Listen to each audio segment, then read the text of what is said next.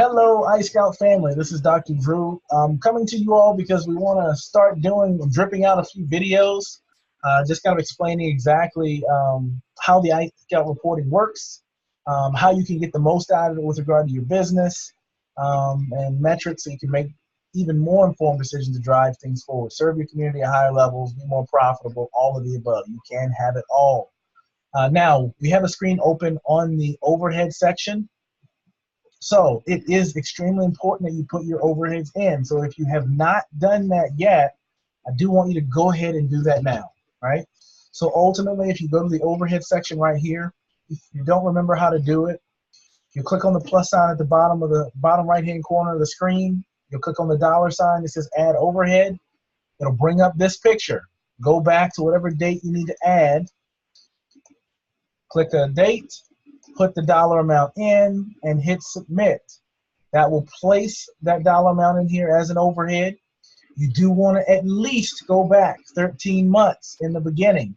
Now, after that, the only manual data entry that you have to do with iScout is at the end of each month, put what your actual overhead was, all right? You can simply look at your bank statement and see what money came out of your operations account and put that in here.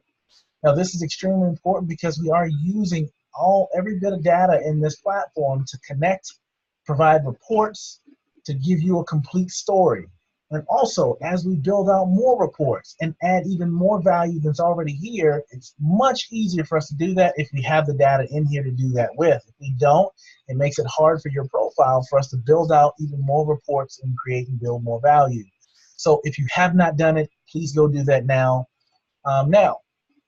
What we're going to do is flip over to the Business Insights section, and ultimately, I want to take you through a report, maybe two, depending on how much time we have. I don't want to make this video too long, but I will take you through a report, I guess one of my favorite reports, and a report that I think you should be looking at on a very, very regular basis.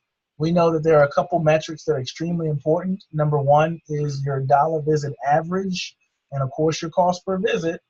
Dollar visit average, cost per visit, you do want to make sure at all times that that DVA stays above that cost per visit, because that tells us what you're bringing in the way of profit, because we do not want to run a charity. Now, with regard to that, if you remember on this practice pulse page here, this gives you a snapshot of where your practice is in a given time and space. All the vital metrics are right here on the top, on the front of this page. So be sure to look on this. While I'm in here, just remember, pro tip, whenever you see a asterisk, you can click on that, and that provides a secondary page with more detailed reporting on that particular metric. So the one we're going to focus on today is the dollar visit average. So if you notice, there is a metric beside it.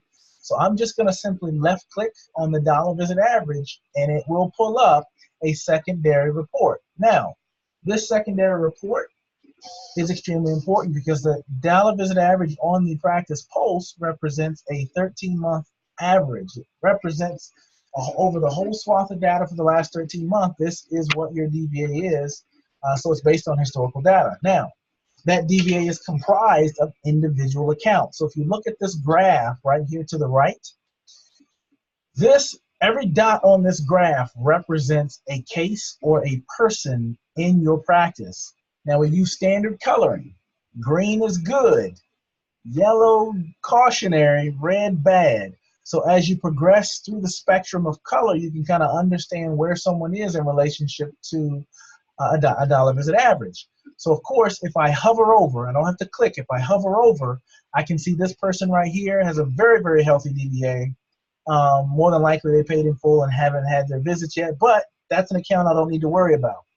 If I go up here and I hover over a red dot, I can see that this is very problematic. All right, so Johnny Cito, 2718. We've only collected $180 from him, but he's had 33 visits. Now, I wouldn't be as concerned if this person only had 1 or 2 visits, because maybe they haven't, I don't know, maybe the monthly payment hasn't caught up or come in yet. And that's a whole nother conversation for a whole nother report, because we can talk about how leveraged your practice is. But right now, for this purpose, this is a problem. 33 visits, only collected $180. He has a $5.45 DVA. that is driving your overall DVA down, and now we want to figure out what's going on with this file. Is this a person that has PI, and the PI case hasn't been paid on? Does this person have insurance, and for some reason we're not collecting the insurance, or the insurance has been denied? Or do we have a problem with a card that we haven't caught? The monthly payments aren't going through, they're being declined, but the person's still coming in. Either way, we need to figure out what is going on so we can address it. The longer it becomes problematic, the less likely you are to correct the problem, keep the patient or practice member, and also collect on the services you've already rendered. So this is how to use this report. Extremely important. You can assign someone in your office to do it. You yourself could do it. Come in here and hover over dots, find your problematic cases, and correct them quickly.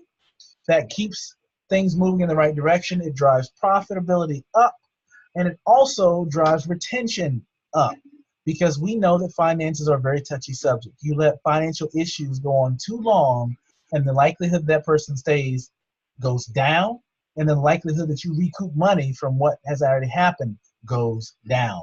So this is the dollar visit average report. So fundamentally, look through that, click on it, utilize it. If you have any questions about it, please don't hesitate to ask.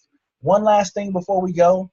After you hover over, anytime you see someone's name in iScout, anywhere, doesn't matter where you are able to right click, go to drill through, and you can pull up a member info card.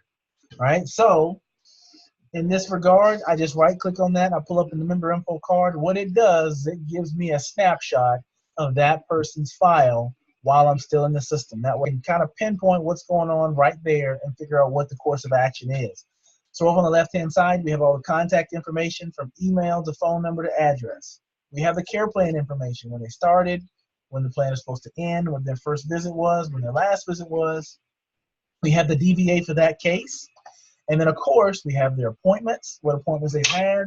We've had what charges and collections, what have we charged them for, what have we collected on, and all the services they've utilized in our practice. So anywhere you see a person's name, just remember you can always drill down into that, so you can actually get a member info card. So use the back arrow, brings me back out to my report, and of course the back arrow one more time brings me back out to the dashboard. So that is the DVA and the DVA secondary report. If you have any questions about that, please do not hesitate to reach out. Utilize it, click around in there, and help your practice be more profitable while serving more people. So look out for these videos. That's all for today. We will send out more in the near future. Have a great day.